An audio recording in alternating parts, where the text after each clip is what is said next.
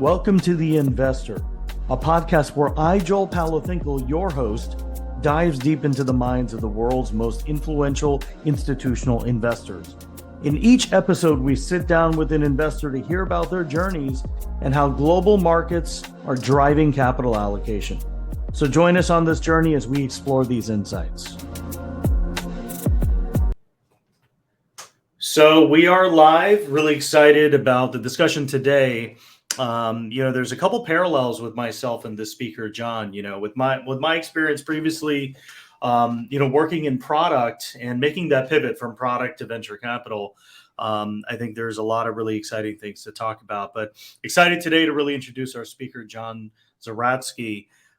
He's at Character VC, also the co-author of Sprint, which is one of the most famous methodologies, especially used by Google Ventures and some of the biggest tech companies. So really excited to dive deeper in terms of the impetus and the origin story of that book and the background story of you, John. So excited to have you on. Thanks for popping in and being generous with your time. Yeah, it's a pleasure. Thank you, Joel.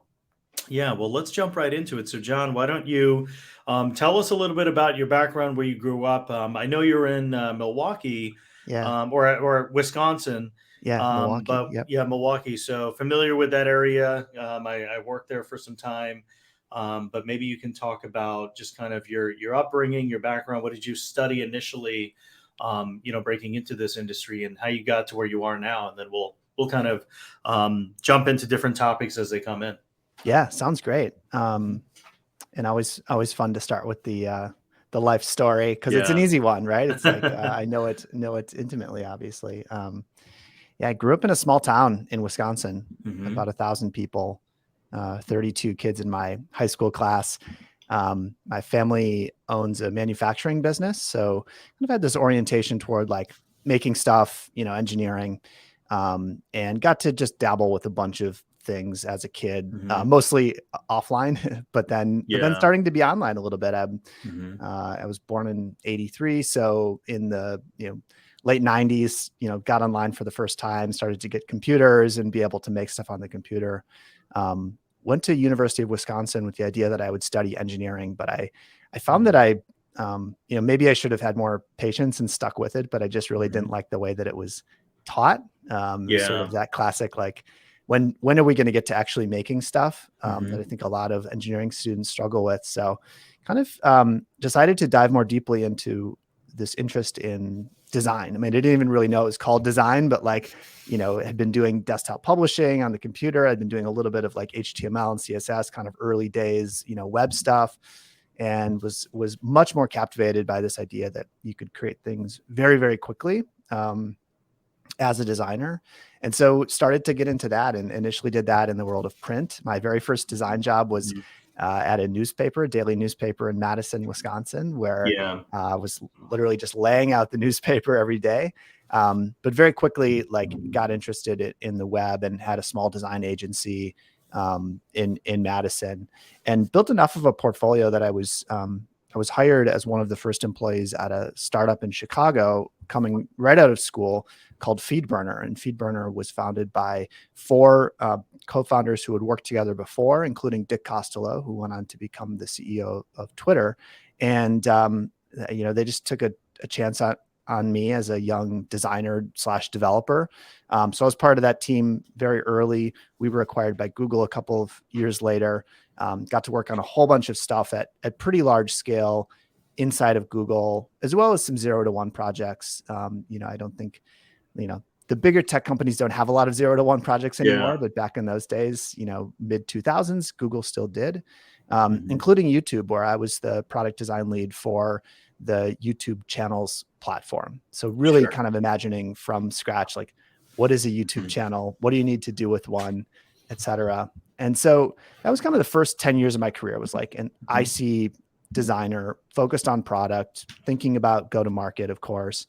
But I had this really interesting opportunity starting in 2011 to jump over to the venture side. And it remains, I think, an unusual path for somebody with my background. But it it was a great opportunity because when Google Ventures was being started, they really wanted to set themselves apart from other corporate VCs for sure, but even other just sort of multi-stage VCs. Andreessen had started around that time, so a lot of the big names that were in the VC world were kind of the more established brands of like Kleiner and Sequoia and those that had been around for a long time and had this sort of established traditional model for supporting their portfolio companies. But GV had a really interesting approach, which was, let's bring people from Google. Let's get engineers, let's get designers, marketers, product managers from Google who've worked on super successful Google stuff, and let's make them available to our portfolio, but make them actual partners on the team. Like, set up an operating team where these people are partners, but all they're doing is supporting the portfolio. And so that was what I did. I was at GV for 6 years. I was a partner on the operating team, focused on product and go-to-market design. And really my focus was on helping our portfolio companies kind of de-risk their core product and market hypotheses. So what are we building? How do we position it in the market? How do we acquire and convert and retain customers? Those really, really fundamental things that every startup needs to figure out.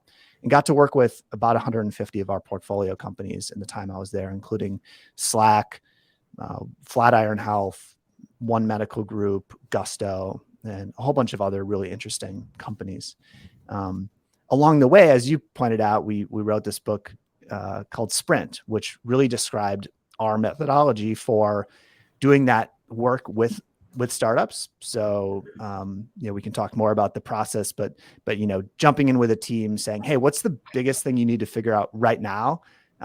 Let's bring 100% focus to that. Let's rapidly come up with some solutions, some prototypes, test those with real customers. And so that increasingly became my focus, is running these sprints and telling the world about these sprints, kind of promoting this approach to building products and bringing them into market. And so that kind of formed the basis for what we're doing at Character. We are a seed fund that supports startups with capital and sprints. So, what we do is sort of bring a fairly classical approach to seed investing, small team, very focused. All we do is seed investing. But then we pair it with this really unique form of support that comes from the design sprint methodology that we created at GV, and at this point have used with well over 200 companies. So anyway, hopefully that wasn't too long, but that's kind of the story and the journey up to today. No, I think that's helpful. And I think one point to extract from that is, there's usually some type of pivot or jump off point into venture. I traditionally came from engineering, and then I pivoted into product, and then hard pivoted, so I kind of hard pivoted a few times. I think what was helpful was that you were working at a product organization. So I think sometimes, even if you don't have the chance to pivot kind of like you did, I think working in areas where there's partnerships with product management, especially if the corporate entity has a venture fund and they do need kind of technical teams and product people to complement their decision making, that could be an in. Obviously, there's no cookie cutter path to get in, but I think the fact that Google had an organization where they tapped their product teams was really helpful. Maybe you could double click on how the product, I guess, what was the makeup? Was it kind of the typical pizza pie team? It was like engineering, design, and product. I'm like getting memories now of these organizations, but were they kind of complementing the product launches of portfolio companies, or were they doing kind of like user value? Like, for example, for Slack, right? Like, you guys invested in them, but I'm just trying to think about like how us VCs could kind of use those methodologies, maybe for diligencing or even maybe for sourcing and screening. Where could that be inserted, whether it's the sourcing, screening, diligencing, or investment committee with the product design and engineering teams? Yeah. Such a good question. So at GV, I think the the impetus had two components. Mm-hmm. One was let's provide something unique to stand out in the market. So let's not get lumped in with other corporate VCs. Let's leverage something that's unique to us, a unique source of competitive advantage. Yeah. And that was the strength of the teams, the people that Google had.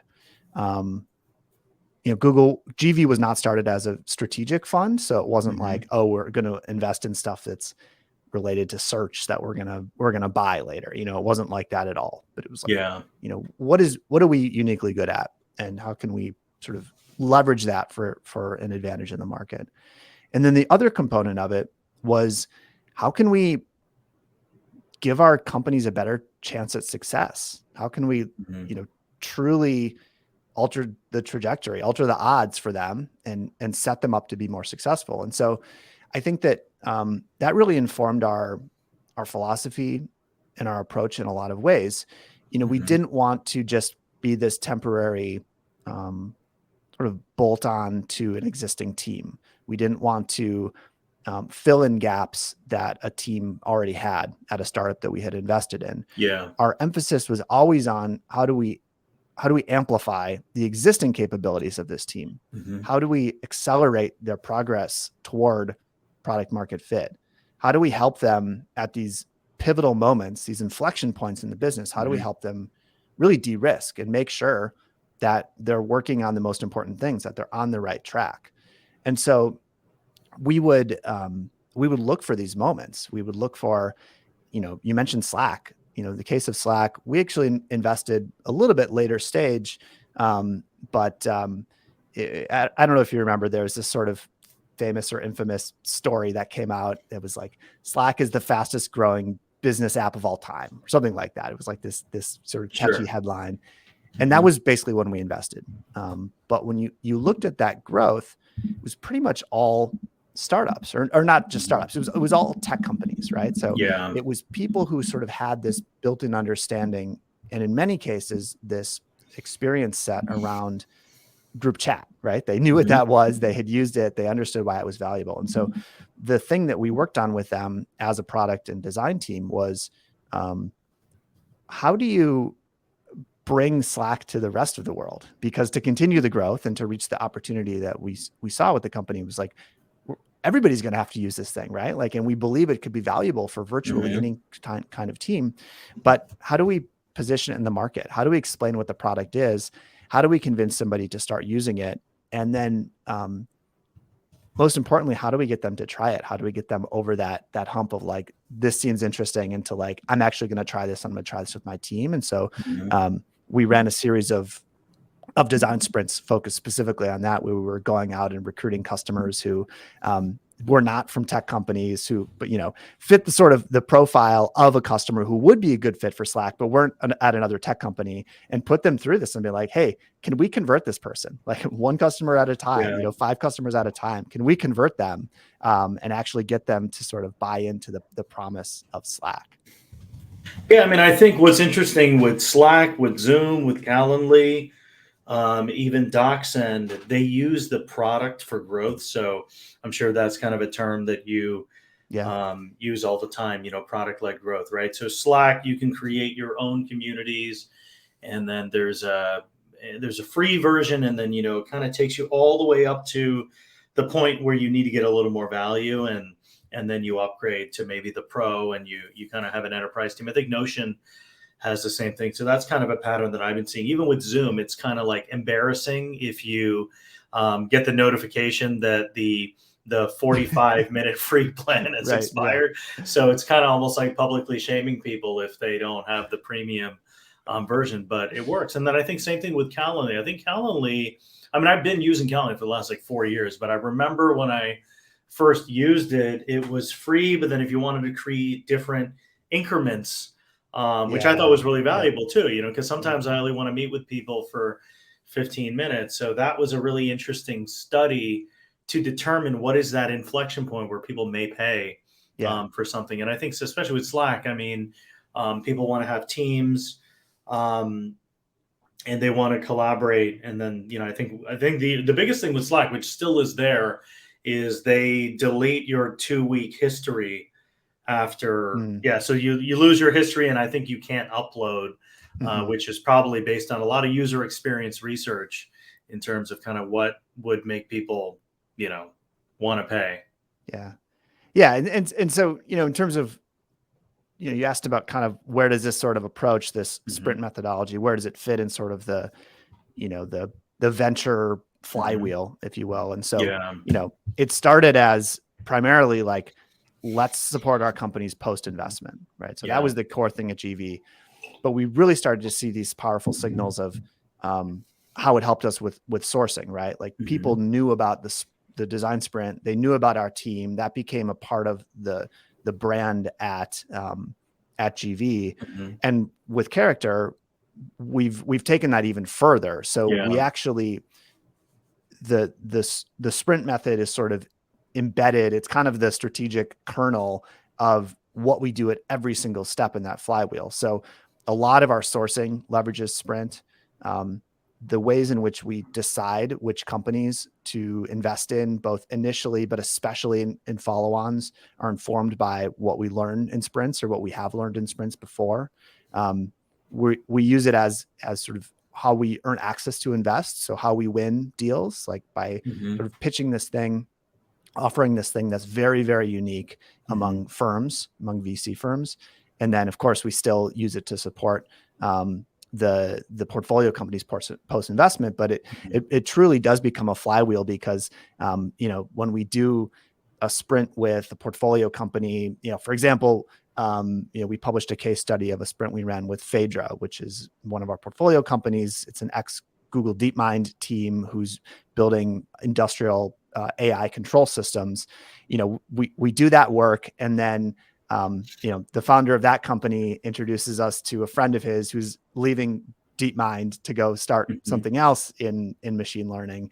And then, we have this really powerful ability to get access to that deal. So it kind of all feeds on itself. And I think part of what was exciting about starting our own fund was being able to say, the sprint method, this really unique thing, this source of competitive advantage, it's not just one thing on a menu. It's like, it is the strategic kernel. It is the sort of fundamental point of leverage that we're using to give ourselves an edge at every part of that VC flywheel. But it seems like for Character, you're also doing it for pre-investments too, right? Because I think it can be really interesting. I guess, have you done that as like maybe a prerequisite? Like maybe they do a small sprint with you, or are you still using it mainly for posts? Because I could see it being an amazing tool for venture studios as well, right? All these venture studios, they're building their own ventures. I mean, Google, definitely, I'm pretty positive adopted it when they built, all the products that they did. But if you're a venture studio, you're funding, companies from product creation all the way to growth. Yeah. So kind of, using the de-risking mechanisms of the sprint could definitely help. Then I can just see it being kind of like a vetting mechanism saying, hey, you know what, can we do a little, mini sprint together where we do maybe some product validation or something? Totally. Yeah. So there absolutely are studios that have adopted it. In fact, High Alpha, which is a venture studio, they use a version of the sprint method for all of their kind of company creation, that part of the process. In terms of, how we leverage it pre-investment, our fund is only 2 years old. So we're like a startup where we have a bigger vision. There's a bunch of things that we think are true, and we're sort of systematically validating those hypotheses. And where we've started is, seed investing and using the sprint method as much more of part of our pitch. So saying like, hey, you know this thing, you've heard of this thing, maybe you've even read the book, maybe you've even, a lot of our founders were in sprints that we ran at GV, 6-8 years ago. So they've already seen the value of the process, but we've started to move further upstream. So we took our first step moving upstream with Character Labs, which is our sprint program for pre-seed founders. So we're technically not running a sprint pre-investment, but we're making a very, very small pre-seed investment. And then we're running like a series of sprints with those teams, a sequence of sprints back to back. Yeah. And then we're gaining a lot of insight from what we learn. We're building a really strong relationship with those founders. We're getting to see those teams up close, see how they work. We're getting to learn a ton about the business. And then in some cases, we're able to invest more money in those companies. So I think that, you will likely see us in the future continue to move further and further upstream as we continue to sort of validate the hypotheses behind the strategy. But you're absolutely right. I think every investor is looking for sources of unique insight. And, frankly, there are limits to what you can learn. Like, even if you're on the board, right, there are limits to what you can learn in a typical, investor founder relationship. Sure. When we run a design sprint with a startup, we spend like 35 hours together in a week. It's like 10x more time than any investor is going to spend with a founder, even over many months. Sure. And so, obviously there's some operational kind of challenges with scaling that, but we've been through a bunch of those at GV, so we feel good about them. And for us, we do think it's a really cool source of unique insight and relationship building with the founders that we work with.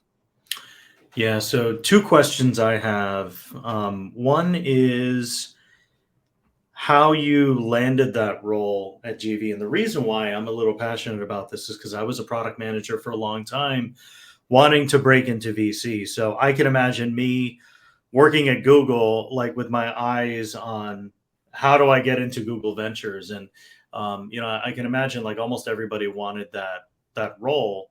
So what, for people in the future that are working at tech companies or even at Google, what are some things that they could focus on to really stand out as like one of the candidates? Because I'm sure that the teams are super small. They could probably only really have a few people working on this stuff. I think you had a unique advantage because you really led some of the core flagship products at Google. I mean, considering YouTube, which became successful. But so the obvious, I'm assuming, is just kind of like do really well in product and be a leader and have influence. But are there any other skill sets that maybe Google employees or just kind of tech companies people at tech companies can refine to maybe join their company's venture fund?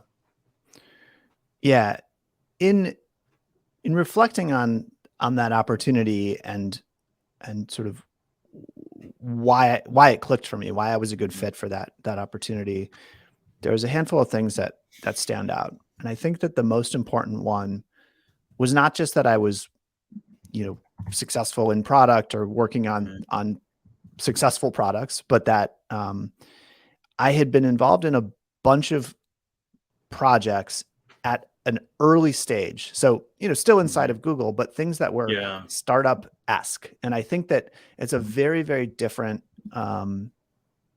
experience and sort of approach that you need compared to, you're the head of product for some well-established thing and, you increased revenue from X to Y and, that's great. But the activities that you need to do, the orientation that you need to have at an early stage startup is very, very different, right? It's not about incremental improvement. It's about fundamentally learning, de-risking, validating what you're doing. Like, do people even understand what Slack is and can we get them to try it?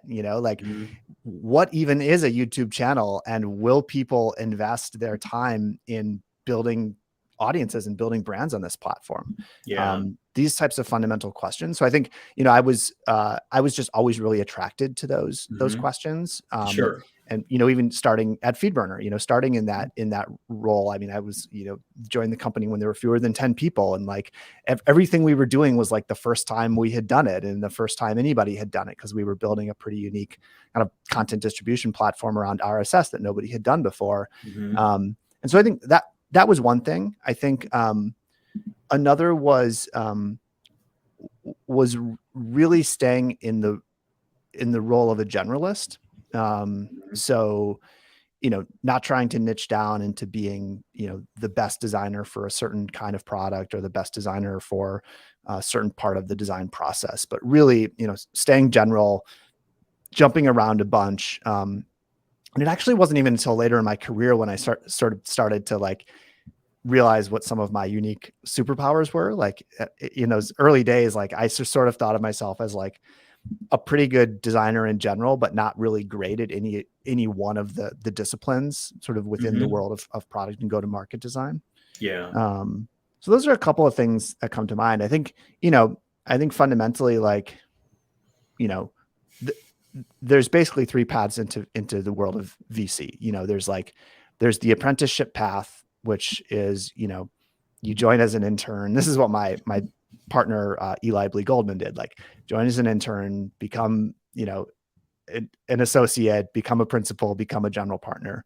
It happens. It's getting more and more rare, but it definitely happens. I think that outside of that path, there's two things that you can sort of nurture and develop as an individual that are going to be really valuable to VC firm. One is your network. So one is just like being in the flow and being well respected and well liked by lots and lots of founders. Yeah. That's like a very, it's like a company acquiring another company to get access to their customer base. It's just sort of like classic, like we need deal flow. We need to continue to develop our ability to source. You seem to know a lot of founders. You know how to find them. You know how to stay in touch with them, build relationships with them. Sure. That's always valuable. But the other thing that I think is valuable, and this is the third path, is develop some capability, some skills, some ability to support portfolio companies in a way that is uniquely valuable to companies at that stage or to companies in that sector. And so, that's kind of the operator turned VC approach where, there's just this very like weird set of skills and mindsets that you need to know how to build early stage companies. And, increasingly, I think VC firms are prioritizing those skills and understanding that you need to have some sort of unique advantage to win those deals and to support those companies. Yeah. And so I think that's, for people who are maybe coming from a large product org and interested in VC, like figure out like what it actually takes to successfully build a startup, as opposed to successfully growing something that's already going pretty well inside a big company, and just really try to hone your skills there. Yeah, and then the third, I'm assuming, is just a traditional like educational path where you do your MBA. Well, so the third, so the three were one, the apprenticeship route, which I think, the MBA path is sort of I think a flavor of that. Yeah. Two, the network approach, and three, the sort of operator skills approach. Yeah, I totally agree with that. I mean, part of this is really an access game, just getting access to some of the best deals through the networks. I think all three of those definitely, by default, kind of, depend on a network closely to be able to get access. And then, I'd love to kind of just dive a little deeper on the sprint framework for people that are just super new to design sprints. There's a lot of people from different backgrounds in this audience. So maybe you can just kind of give us a quick primer on, the beginning workings of design. Steve Jobs used to say it's how things work. Yeah. But, I'm sure there's been some evolutions in terms of what good design is. So maybe you can just unpack that for us, especially for the audience. Yeah. Well, at risk of veering into sort of wonky definition territory, I think what a lot of people think of as design is actually production. So, they think of design as making the mock-ups and how should we lay out this page and like what's the interaction around this button and what's the specific text on this landing page. And that's production. That's production work. It's all really, really important work. But it flows downstream from what I view as the heart of design, which is what are we building? Who is it for? And how do we make sure that we can get it into those hands and that it's going to stick? And so for me, design is less about the specific craft of producing those deliverables. And it's more about leveraging the skills of a designer. So, sort of journey mapping, ideation via sketching, structured decision making, prototyping, customer research, leveraging those skills to fundamentally answer those questions of like, what should we do? What are we even doing here? Like figuring out those basic questions. And it's done collaboratively, right? It's not like you send the designers off and they figure it out and they bring it back. And, when you look at sort of technical co-founders, the work that they're doing in those early days is design work. They don't maybe have that vocabulary, but they're answering those questions. They're figuring out like, and the skills that they're using are a little bit different than a designer's skills, but they're the same basic activities that they're engaged in. So the reason I share all that is that I think it really underpins like what we do in a design sprint. So the big idea with a design sprint, if we're going to zoom way out, is like, we're going to build something that looks real. It's going to be a prototype, and we're going to put it in front of customers. And so when you look at it through that lens, like, you can answer almost any kind of question, right? You can answer questions about like, is this the right feature? Like, are these the right product capabilities? You can answer questions around like, does this make sense to people? Are we explaining it in the right way? You can answer questions on like, what do people think of the price? Like, can we get people through a conversion funnel? Like, can we actually get them to sort of, take a chance on trying this product? And what we do in a design sprint is kind of work up to that big moment. We work up to that moment of a prototype in customers' hands. The very first thing we do in a 5-day design sprint on Monday is we sort of map out the problem. So we say, hey, what's the biggest problem we have right now, or the biggest question we're trying to answer? And it's by mapping it out and then identifying that focus, it's kind of giving us permission to say, okay, we're not going to worry about the other stuff right now. Like, the other stuff is important, but like, if we don't get this one thing right, none of it matters. So we very deliberately choose that focus. Then the second day, Tuesday, the whole team contributes ideas, but they don't do it in this sort of like brainstorming, shout out loud, like kind of classical, innovation type of way. We do it in a very concrete way, which is people are sketching. So either I think they call that the crazy eights, right? That's one of the sketching activities is called Crazy Eights, where we really push people to generate a lot of ideas much more rapidly than they normally would, but still concrete, still like, what does it actually look like? It's not just like 5 words on a sticky note, but like, what are you actually talking about? Like, what should we put on the page? Like, what should we put on the screen? I adopted that for one of the fintech products I was working on when I was working in fintech.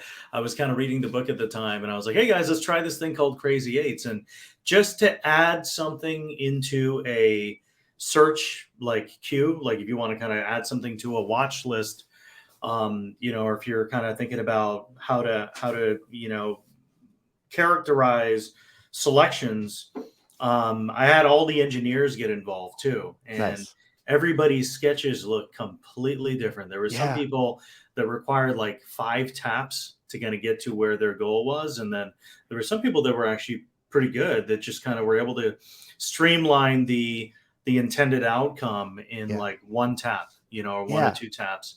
And then what was cool was, for us, we took 2 or 3 of the best ideas and then kind of combine it into one. Yeah. And that's exactly what's cool about it, is you kind of create this playing field, this level playing field where everybody's like, everybody's sort of producing the same format, which is this like sketch. And it's amazing because you sometimes get like an engineer or somebody in like customer support or whatever, who's like maybe not normally involved in that part of the process. Like you get their ideas, and oftentimes the ideas are really great. We've seen that in a bunch of sprints. And then once you have that playing field, it sets you up really nicely for the next step, which is to decide which of those solutions are the most promising. And so here's where we also borrow from the world of design with things like design critiques, which are these very structured forms of kind of reviewing and deciding which concepts to move forward with. But basically trying to say, hey, we've got all these ideas based on everything that we know so far. Which one do we think is going to work the best? Let's dig deep into our like intuition and figure out like, what do we think is going to work here? And then that becomes the prototype. So on Thursday, we intentionally constrain it to just 1 day of prototyping. So it's, we want people to be comfortable with this idea that you're going to do something that might get thrown away. It might not get used. The purpose of what you're building in that prototype is to learn. It's not to define. It's not, again, it's not that Mm-hmm. production step of what are we actually doing, but it's like, what's the thing we can make in order to answer this question? And then Friday, the last day of the sprint, you're literally testing that prototype with 3, 4, 5 real customers. So these are customers who fit the target profile of whoever you're building for. So you're not just like grabbing friends or random people. You're actually going out and running a recruiting process and saying it's, accountants who own their own, bookkeeping company, who have, fewer than 100 clients, and they're making X amount of money, right? So it's this really, really targeted customer profile. You're showing them the prototype, you're taking them through kind of an interview.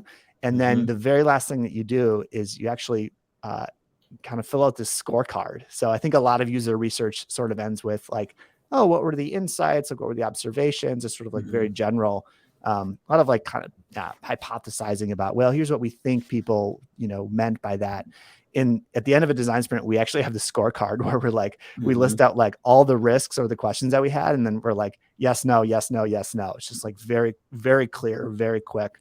And it gives us a lot of clarity. So the next week we know like, okay, that actually worked great. Let's build it. Let's ship it. Or that did not work. I'm really glad that we learned that in 5 days instead of like spending the next couple of weeks building it. Let's go back to the drawing board. Let's try some different approaches. So that's kind of how the process works at a high level. Yeah, no, that's helpful. And then the pre-seed accelerator, what's the entry point of the founders that are coming in? Do they have a product? Is it more of a concept? And I guess, maybe you can dive in on your definition of pre-seed, because it's different for everybody. Yeah. So Character Labs is our sprint program for pre-seed founders. And, we really think of it as founders who have a clear understanding of a market or an opportunity in a particular market. And they probably have an inkling of the product they might build, but they really haven't built anything. They don't have a product in the market. They probably don't have customers. They don't have users. They certainly don't have a growing level of customer adoption, which is what we look for in sort of our core seed investments. But it's also not like, an incubator stage where it's like, I want to start a company, but I don't know what it is. It's usually people who come in and say, hey, I spent the last, 5 years working in logistics tech. I'm going to, I see this opportunity here, or, I have this really unique background in, sort of defense tech and, military training, programs. And I see this opportunity to kind of bring new software approaches into that. It's people who kind of have that pairing of like some specific opportunity in mind, but they haven't really made much progress on validating the specific product approach. Yeah. And what are some characteristics of some of the founders? Almost made a dad joke there, but what kind of character are you looking for the Character Labs? Because there's a lot of great founders out there that are kind of really early. I'm also building a product as well, so I'm kind of curious to know like what I've iterated my product at least 15 times, and now it's on iOS and Android. So what are some of the things that you look for in the people to make sure that they're investable when they're building a product? Yeah. I think the most important thing is we look for builders. We're looking for people who can do the work, not just people who have an idea. And then it's people who can build rapidly, the sort of high velocity, this orientation toward trying things, answering questions, that sort of hypothesis driven approach, because it's very compatible with the sprint method. And we think by then applying the sprint method over top of what they already have is sort of this inclination to work in that way, we can really accelerate them. We can really sort of amplify the progress that they're making so far. So, I think, those are some of the kind of more skills-based or sort of mindset-based characteristics I that think we they look also for? have to have an open mind, because even for Yeah. me, like some of the products that I built, I just get feedback from the customers. And, Yeah. I think that, there's a couple of things that I want to talk about as well, Yeah. as far as just teams and where they struggle. Yeah. So, one of the biggest mistakes, and, I want you to share your opinion too, but in my opinion, one of the biggest mistakes is listening to the customer too Yeah. much. I mean, the Yeah. famous Totally. quote is like, if you ask your customers what they really wanted, they just, they would just ask for faster horses. Yeah. So I think you have to kind of I think what was really good about Steve Jobs is he knew what people wanted, even though even though the product didn't exist, right? So he knew about the MP3 player before, when we had CDs, when there was no Yeah. concept of like MP3s, and customers weren't really asking for MP3 Totally. players. I think they were asking for smaller CDs. Remember the little mini Yeah. Mini CDs? disc. Yeah. So they probably would have asked, hey, you know what? Like, it'd be great if you can make the CD like half the size so I can put it in my Yeah. pocket. Where like I think thinking maybe beyond that, like another paradigm is like, what if there was no CD at all? It was just completely, digital, and you didn't have to carry anything. So I guess in my mind, that's probably a character trait, like being open to kind of doing Yeah. testing and validating and asking customers things. Because I think a lot of times as a product builder, there's a budget that you're stuck to as well. You spent all this money on doing a set of wires and mock-ups, and then you already launched your first version. Yeah. Making those changes, there's an additional cost. So some people may, I'm assuming, give you pushback and say, John, like I've already like shipped this and I've already spent all this money building it. So I think your methodology is like, let's not even build it. Let's just do a Yeah. couple pieces of paper and share them with people Yeah. and have them fill out a survey. Yeah. Part of why we launched Character Labs is that we think that founders are too reliant on customer discovery, which is essentially like, which is sort of what you're describing. It's like, Yeah. let's go and ask customers what they want. Let's ask them what problems they have.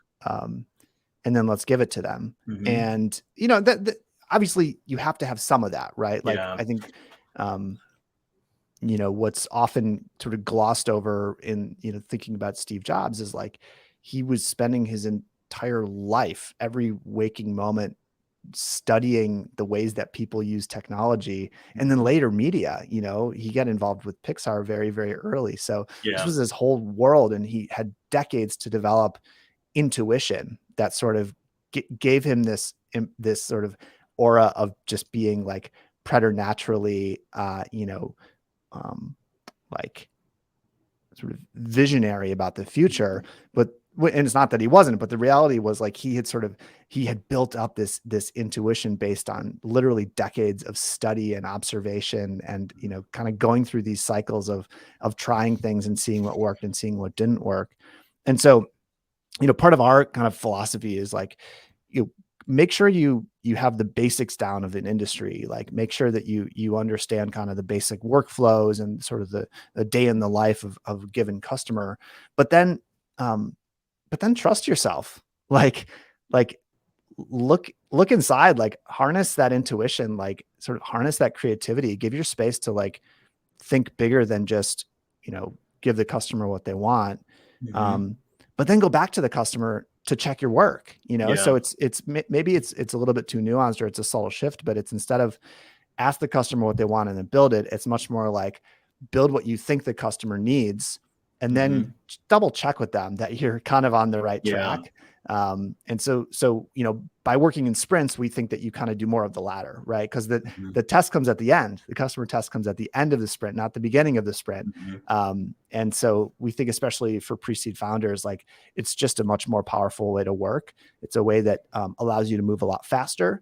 It's a way that allows you to be, as you said, more open-minded, and Mhm. to hopefully get to a place that's really unique, that's like really special, where you've actually built that kind of step change, generational change in terms of the solution that you're bringing to the market, rather than that incremental sort of, a little bit better kind of giving the customer what they want type of. Yeah, because that also gets you to penetrate that one place where it's like, look, we're just solving problems.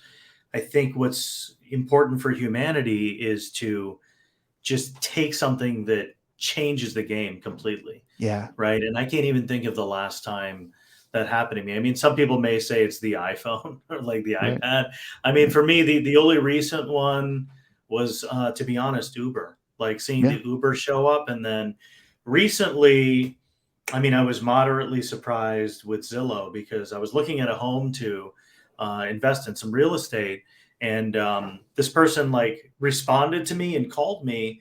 I usually don't pick up the phone, but this person's like, "Hey, do you want to talk to the realtor that's selling this?" And like in real time, I got patched in.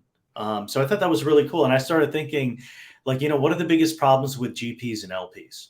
Right? Yeah. You're upgrading to LinkedIn Navigator, you're buying PitchBook, you're pinging all these LPs to hopefully close your fund. What if there was like a person that's like, "Hey, John, do you want to meet the this pension fund? I can patch you in right now." And you're like literally on the call. So I was thinking Yeah. like, that's kind of an interesting paradigm shift that could change the game, Yeah. because right now we're using Calendly, right, to kind of Yeah. book a time with somebody. And again, I'm trying to do a design sprint with you in real time, but I don't know, like for you, like when's the last, what was like that moment? Like, have you seen a product recently that kind of like blew you away? I mean, I guess Chat GTP is probably the new one. Yeah. I'm still not completely like blown away. I think it's cool that like you can ask a question, and I think it's really interesting that it can write code. Yeah. But I think that's the Absolutely. hot one now. But is there anything else that's kind of like a Chat GTP or like an Uber kind of experience that you felt recently, or like at least in the last 2 to 3 years? Yeah. I mean, these are the kinds of things that we try to invest in. So like Yeah. we try to look for companies that are bringing some real differentiation, like Hmm. real technical differentiation in the approach that they're taking, but then they're pairing it with really deep behavioral insight. So they Yeah. really understand the customer, the market, and so they can hopefully achieve these amazing step change advances. Hmm. Um, One that has blown my mind recently that isn't uh, you know, I'm not actually a customer of, but we're an investor in. It's not an investment that we've announced, but it's a foundation model for designing new physical materials, right? So it's like So it's like a Canva for physical materials. I sort of it's more like an LLM. So it's more like a GPT, but instead of Yeah. outputting text or images, it's outputting sort of the specification for a material that could be manufactured. Oh, interesting. Um, Okay. So it's and kind of like build me this fence that's made out of ceramic or something, and then it'll kind of come up with the actual more like the technical underlying specs. materials of like Yeah. the chemical, the Hmm. catalyst, or the plastic, or the material that's going to go into a Hmm. battery or something like that.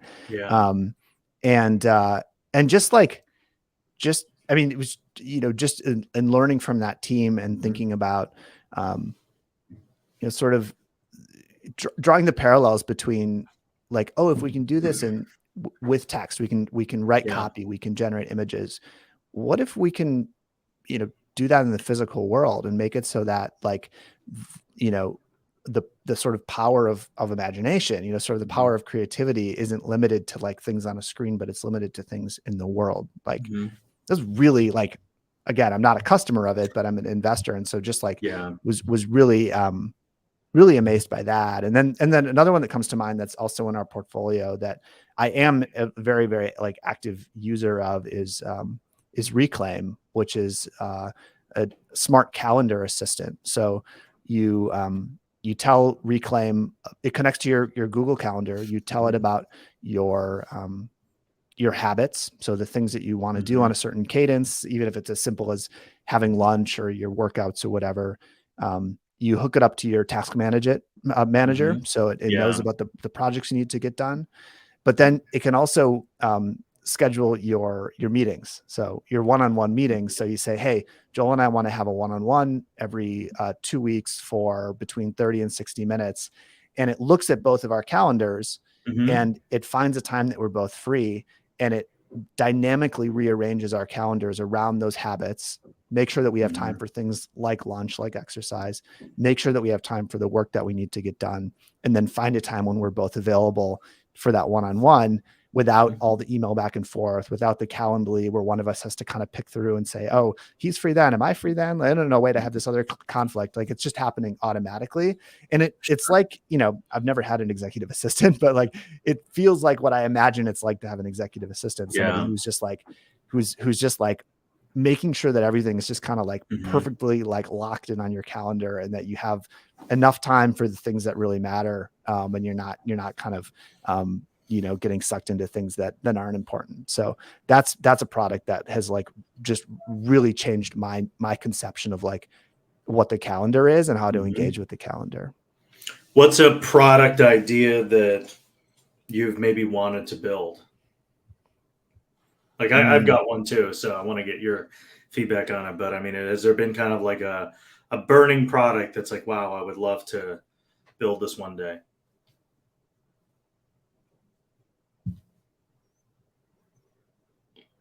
The closest thing is, well,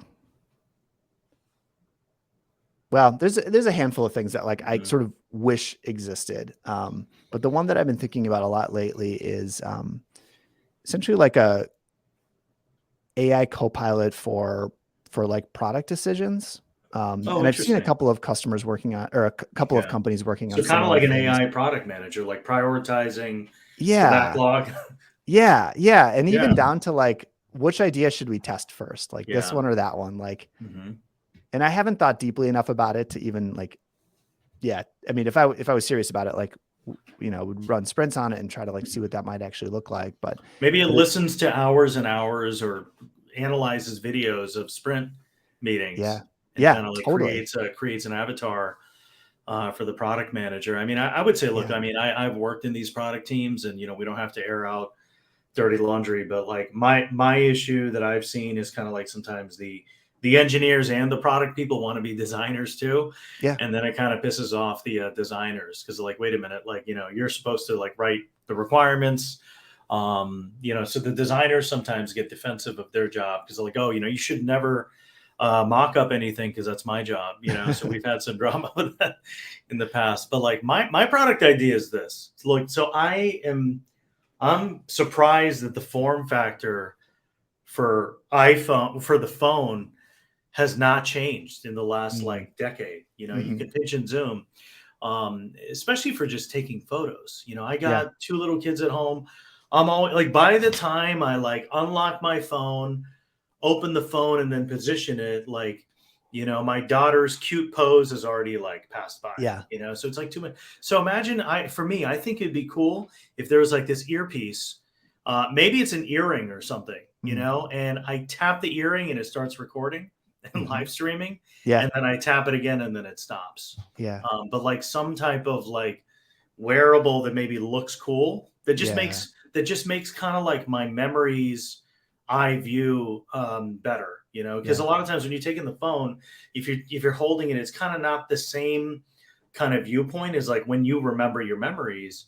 So that's something it was like an idea I've had for the last 5 years. Maybe like maybe later on in my career it'll be something, but I think there's just got to be an easier way, I think, to capture photos and videos in the moment. And then I think even for safety, right, to kind of hold somebody accountable. If you're in danger, at least you can live stream it, and it, you know, gives out your location.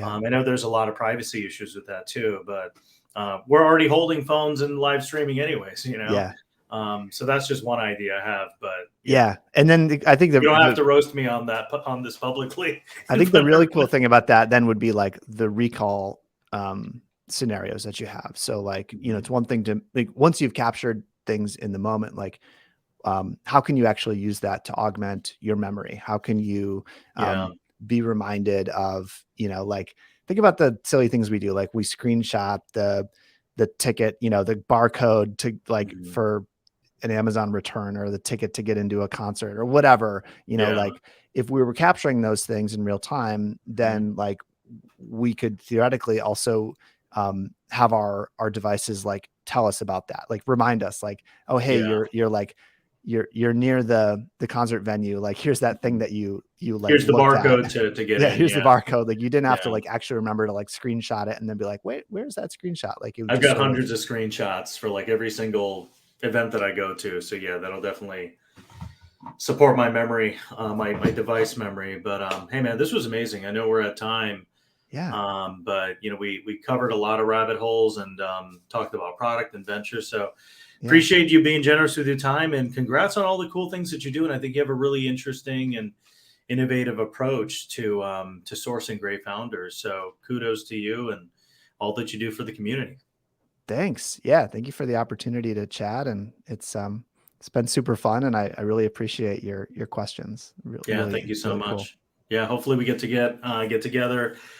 Dave Saxey gave us a shout out, so shout out to him. I think he lives in your hood, right? He does. Yeah. Yeah. I just saw Dave a few weeks ago. So yeah, big supporter. Cool, man. Well, take care. We'll catch up soon. Sounds good. Thanks, Joel. Bye, man. Yeah, bye.